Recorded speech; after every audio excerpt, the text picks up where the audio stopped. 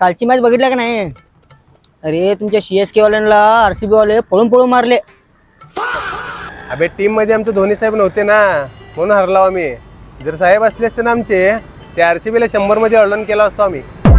अरे ते लहान पोरग राजस्थान मधलं 14 वर्षाचं, त्यांनी मारलं तुम्हाला, तरी बी तुमची मस्ती उतरी ना.